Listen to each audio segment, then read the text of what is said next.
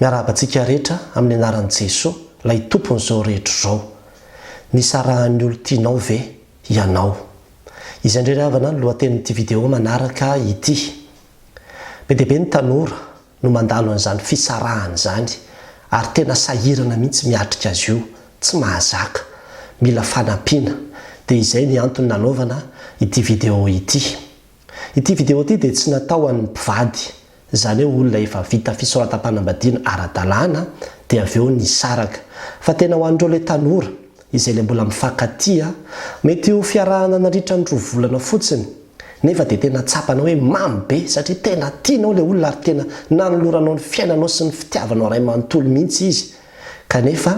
rehefa vita fotsiny ohatra ny firaisana ranofo dia niala taminao izy dia nitady vehivavy hafa indray. Dia tena mafy be taminao ilay izy satria na ny fahadiovanao aza very tao anatin'izay fiarahana izay. Dia izay no mahatonga an'ilay hoe tratran'ilay dépression ianao satria ny déception foana, averiko foana izay no mahatonga ny dépression. Nefa koa tsy voatery hoe 2 volana fotsiny fa mety hoe tena amataonany mihitsy. Mety efa 2 taona, 3 taona, 4 taona, 5 taona aza ny an'ny sasany no niaraka teny foana, nefa avy eo dia nisaraka indray. Dia vokatr'izay fisarahana izay dia misy zavatra be dia be mihitsy ateraka ilay izy satria mety hoe olona niaraka fikambanana tao am-piangonana nareo, dia raha hatramin'ny fiainam-panahinao ara zany voakitikitika amin'ilay izy. Eo koa ny fahafambaraka satria hoe efa fantatry ny fianakaviana rehetra fa ino no miaraka amiko, efa nentina hatrany am-piangonana, efa naseho teto amin'ny Facebook sy ny réseaux sociaux hoe miaraka be mihitsy izay, kanefa avy eo tsy raikitra kory ilay izy fa nisarika izay, niaraka tamin'ny olo-kafa indray izy ary ny sariny efa potrapotra nieraka ny réseaux sociaux indray miaraka amin'ny olo-kafa indray izy. Dia misy izany ilay enatra ny vavan'ny olona. Eo koa ny fatahorana hoe tsy hisy olona iaraka amiko intsony fa ny taona efa mandeha, efa 4 taona zao indray avy eo vao hanomboka anao relation vaovao indray. Dia lasa misy izany zavatra be dia be izany korotana ateraka ilay izy, dia mavesatra be io le fisarahana io, ary izay no mahatonga hoe mila fanampiana, mila fanohanana ireny olona izay tratran'ny déception amoureuse ireny. Dia be dia be no mety ho antony mahatonga le fisarahana, mety hoe avy aminao mihitsy satria mety misy toetra izay nataonao na mety nisy zavatra tsy mety no tanterahanao, dia iny nahatonga le fisarahanareo. Nefa koa mety ho avy amin'ilay olona mihitsy satria mety nisy olona hafa indray zany tiany kokoa dia lasa tany indray izy. Dia amin'izay lafiny anakoro izay, na ianao zany ny diso dia misy fanamelohan-tena be sy nenina miopapana mihitsy ao anatinao miaraka amin'io le fisarahana io. Nefa indray raha ohatra ka izy indray niala tamin'ilay olona dia lasa misy fiheveran-tena mihiba zany ao anatinao, lasa mahatsiaro ny tenanao hoe tsinitsinina, tsisy pity, ratsy, tsisy lavana azy ianao. Dia misy olona tena mandray fanapa-kevitra mihitsy hoe za tsy hanambady intsony. Ny sasany indray lasa tonga dia tratran'le hoe izay olona hitany eo zany dia tonga dia izay fotsiny dia vadiny sisa rehefa avy eo. Na indraindray ara mety hoe tena juste anehoana amin'ilay olona niaraka tamin'ny taloha fotsiny hoe za koa hoe miaraka amin'ny olona ihany, dia izay fotsiny ny arahany amin'ny olo-kafa. Dia lasa misy zavatra be dia be ateraka ilay izy zany rehefa avy eo, dia izay no mahatonga hoe mila fanampiana ny tanora izay mandalo an'io. Ny ankoatran'izay izay lehibe indrindra dia ny famoizam-po. Izany hoe lasa misy alahelo dia ranomaso foana ny fiainana, tsy te hanao nininina intsony, tsy te hiaina intsony. Ny sasany dia mieritreritra ny hamono tena foana satria mieritreritra hoe izay angamba no hanafaka amin'ity olana izay mangeja ity. Dia lasa maizina tanteraka ny tany aman-danitra. Dia mieritreritra ianao zany hoe ianao rery ny tena mijaly, ianao rery ny tena ory, tsisy ohatranao mihitsy ny eto amin'ity tany ity raha fahoriana fa tena ny sarahana ianao dia tsisy nininina intsony ny fiainanao satria mbola mety tena mafy be ny fitiavanao azy, kanefa dia nielana ianao dia natakany olona hafa indray. Mety ho antony tsy misy dikany akory ary mety indraindray ara tsy fantatrao akory ny antony fa saraka fotsiny dia inona ny antony dia tsy mety milaza mihitsy izy ny antony sarahany taminao dia vao maika marary ny andohanao mieritreritra n'izany zavatra rehetrarehetra zany.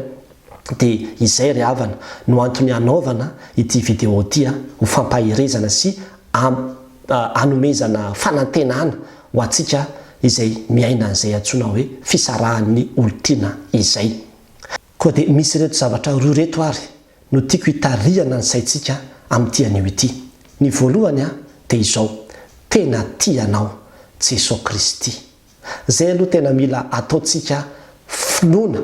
mafiorina any anatintsika mihitsy. tena tianao Jesosy Kristy, ny olona ny mety mandao anao, ny olona ny mety miala aminao, fa Jesosy Kristy tsy miala aminao zany, fa fitiavana mandrakizay no nitiavana ianao, malala eo imasony ianao, ary be voninahitra ianao sady tiany, ary tena nanoloran'ny ainy teo ambony azo fijaliana mihitsy ianao, zany hoe nanao veverin'ny ainy mihitsy izy, nandatsaka ny rano mihitsy izy satria tianao izy. Ary zay fitiavan'i Kristy zay rehefa tena tsapatsika, rehefa tena iainantsika sy fantatsika zay fitiavany antsika izay dia izay no manampy ianao be dia be mihitsy hiatrika ny zavatra rehetrarehetra, satria ny tsy fahampian'ny fitiavana dia mahatonga ny olona tsy ahazaka mihitsy io le hoe nisarahan'ny olo-tiany io izy. Zay aloha anankiray zay. Kanefa ao anatin'izay fitiavan'i Kristy izay koa no hahatonga antsika lasa manana fanantenana,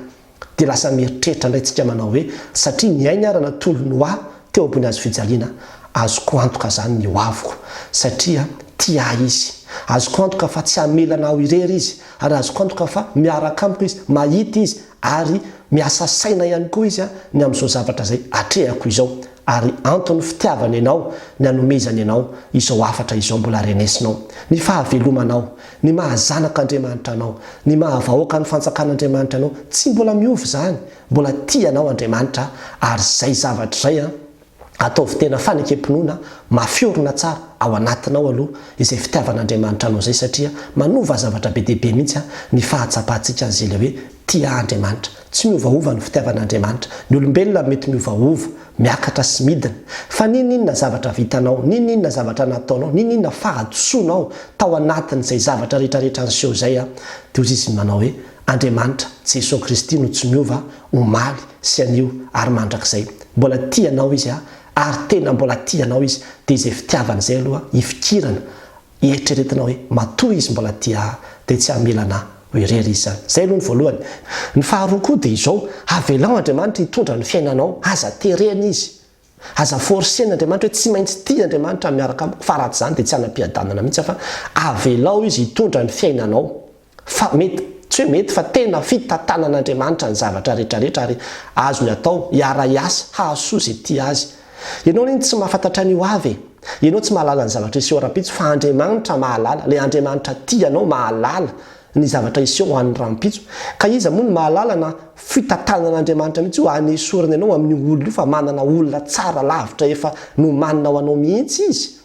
Tsy fantatrao zany, fa ianao mijery ny ankehitriny fotsiny dia hoe izy ny tiako, izy ny tadiaviko, izy ny ilaiko, izy nahavita an'izao sy nahavita an'izao. Tsy fantatrao mihitsy ny ho avy mety olona io tsy efa fantatr'Andriamanitra hoe raha hiaraka aminao dia hitondra fahoriana fotsiny ianao, fa aleo asorina amin'io ianao dia omena olona hafa mihitsy, satria olona hafa mihitsy nefa programan'Andriamanitra ho anao. Dia mila manaiky hoentin'Andriamanitra isika, fa ny fitantanan'Andriamanitra foana ny tsara, ny fitondran'Andriamanitra foana ny tsara, fa aza terena fotsiny Andriamanitra hoe tia ny sitrapoko dia tsy maintsy ity, fa raha vao terentsika ohatr' izany Andriamanitra dia izay no mahatonga antsika tsy mahazaka mihitsy, fa avelao izy hitantana ny fiainanao, matokia azy. Dia misy tenina ray aman-dreny be zay hoe tsarotra fatarina ozy izy ny lalana hitondran'Andriamanitra amin'ny fiainan'ny mpanompony, fa ny anjarantsika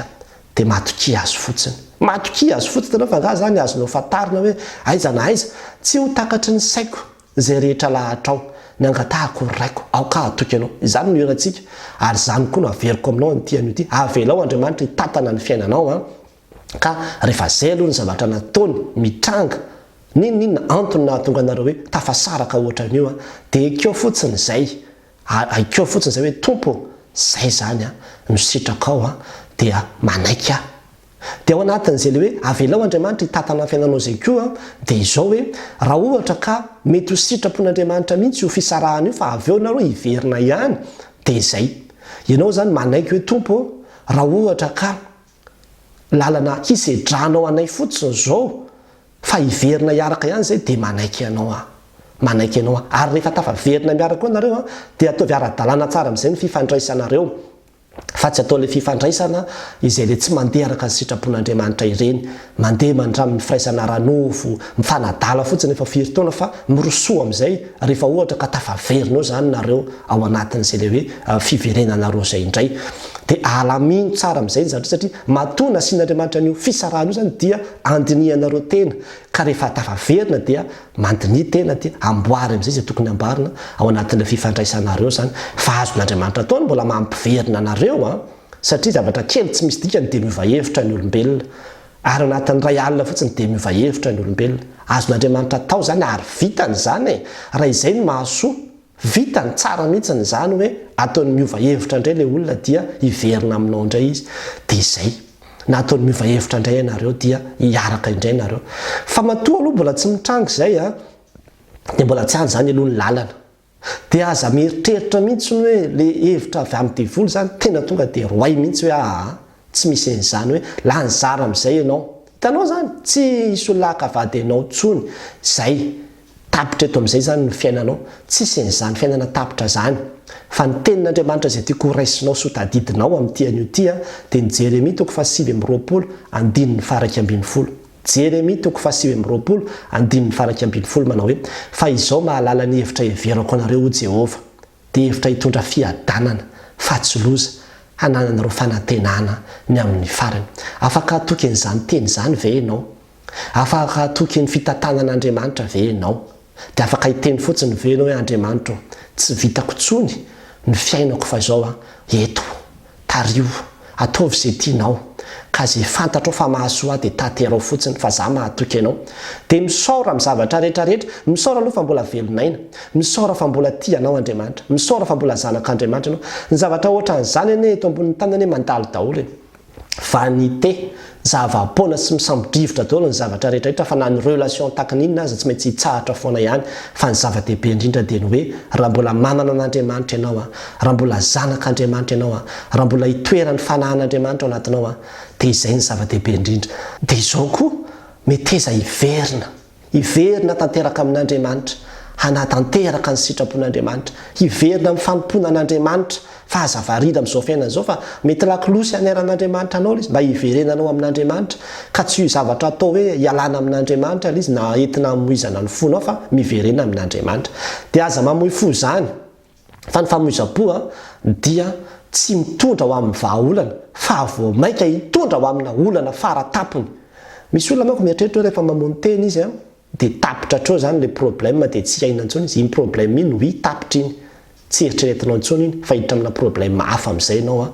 dia le fahaverezana mandrakizay ho an'ny fanahanao ary io tsy hisy lalana fahanao miverina intsony ny eto ambonin'ny tany mivaha foana ny olana misy mivaha foana io afaka 2 taona afaka 3 taona mety tsy tadidinao intsony ary le olona misy arany olona tena ohatrany hoe tratra ny déception dia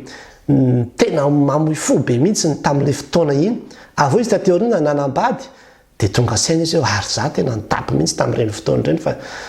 inona nanaovako an'ireny zavatra rehetrarehetra ireny fa dia tsy azoko mihitsy izay nampitapitapy anahy tamin'ireny fotoana ireny fa jereo ty le olona lasa vary lavo be soa ihany efa tsy niaraka tamin'iny dia tena mahatsapa an'izany mihitsy le olona teoriana dia tonga saina rehefa manao recul ianao ka mijery ny fitantanan'Andriamanitra ny fiainanao satria kiondalana io tsy fantatro hoe aiza ny lalako ombana fa rehefa dirigen'Andriamanitra amin'ny sitrapony ny fiainanao aty aoriana anao mandinika dia mahita anao hoe wow tsara foana ny fitondran'Andriamanitra tsara foana ny fitantanany dia avelao izy hitondranao fa aza be koretaka hoe eo dia amoy fo eo dia hitomany eo dia tsy androso mandrosoa ianao raiso ny fiainanao mandrosoa fa fiainana mitohy foana ihany miaraka amin'ny tompo mitohy foana ihany ho any an-danitra tsika io izay ny tanjony dia izay dia mitohy foana ihany zany ny fiainana na iza miala na iza tsy miala dia mahereza fa aza hoe zany no entina andehanana amoizana fo fa ny fiadananao dia tsy amin'ny olona fa amin'Andriamanitra ary ny fitiavana lehibe indrindra izay omenantsika dia tsy izay omen'ny olona fa izay omen'Andriamanitra raiso ny fitiavan'Andriamanitra matoky ny fitantanany dia raiso ilay tenin'Andriamanitra hoe fa izaho mahalala ny hevitra iheverako anareo ho Jehovah hevitra hitondra fiadanana fa tsy loza hanome anareo fanantenana ny amin'ny farany dia aza manaonao foana hoe rehefa vita zany iny dia tonga dia hoe izay olona tonga manaraka ito dia tonga dia izay fotsiny fa mandehana foana ihany amin'ny fahendrena fa Andriamanitra mahalala ny fitantanana ny fiainanao dia aza kivy zany fa manana fanantenana fa rehefa tonga le fanantenana avy amin'ilay teny teo hoe manana reo fanantenana raha manana fanantenana zany ianao satria mahatoky ny fitondran'Andriamanitra dia tsisy mihitsy plasy ho an'ny fahamoiza-po sy ny dépression zany ho an'ny olona manana fanantenana fa ny olona tsy manana fanantenana no tratra an'izany dia ianao manana fanantenana aza miala amin'ny fiangonana zany fa mandehana mivavaka dia angatao ny tompo hoe Jesosy tena tsy vitako ty fa tena matanjaka be le filea le eros taty anatiko le fitiavana taitaitra be iny eros io taitaitra be tsy vitanao mananina azy io mampandefitra azy io fa dia ianao Jesosy nanome ny fitiavana dia ianao no mampangina ny fitiavana io dia tolono mitsy amin'ny anaran'i Jesosy Kristy avy any Nazareta mangina ianao ry eros dia teneno mihitsy zany dia hitsahatra io fa io no mampikorotana ny zanakadoanao io dia mandrosoa nataovy ny fianarana toizo ny fiainana dia miomana indray amin'ny zavatra izay ahitarian'Andriamanitra anao eo raha tokony hifona ianao amin'ilay olona dia mandeha fasa fifonana dia tsofy rano izy fa aza manozona azy zany hoe dia tena nanako alahelo mihitsy ianao zany fa ay moa za ty zany niarahanao natory fotsiny dia ka ianao matoa niarahany natory to dia nanaiky ianao zany ka nisy fahadisoanao foana ihany le izy fa ianao tsy nieritreritra hoe ny fahadiovanao tsy omenao an'izaniza zany fa natolotra ao anazy le izy matoa tanteraka dia samy diso nareo fa aza hoe le olona fotsiny nodisonao fa na izany aza dia zao mamela ny elony dia teneny foana izy manao hoe mamelanao dia mitsotra anao dia raha ohatra ka mbola te hiverina amiko ianao za mbola vonina iaraka aminao fa raha ohatra ka manana lalana hafa ianao dia hiveriko fitondran'Andriamanitra zay dia mitsotra anao fa za koa matoko ny fitondrana satria fantatro fa tia Andriamanitra ary tsy hamelana horery zany mandrakizay izy dia zay dia mijoro tsara mihitsy amin'izany finoana zany fa aza manaiky akorotany devoly ohatrany io andeha nirany antatina tiana maranantsika azy ho an'Andriamanitra ny voninahitra amen. Maizina ve ilay lokony lanitra mavisadraona fafahavaratra jereo ny lokony ritanimbariry tarafinio masoandro milentiky ianao atrakaonilo devazinony atsara ny laretsito ao anatiny mafino asehony anao nyalebeny voninainy maireza ianao atrakaonilo devazinony atsara ny laretsito ao anatiny mafino asehony anao nyalebeny voninainy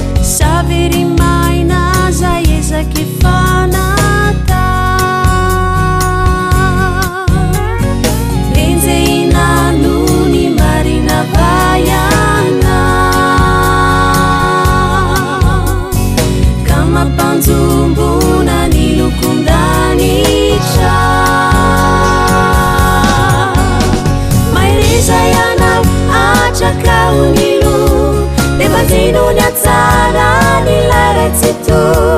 ao anatiny mafino asehony anao nyalebeny voninainy maireza ianao atrakaonilo defa zinony atsara ny laretsito ao anatiny mafino asehony anao nyalebeny voninainy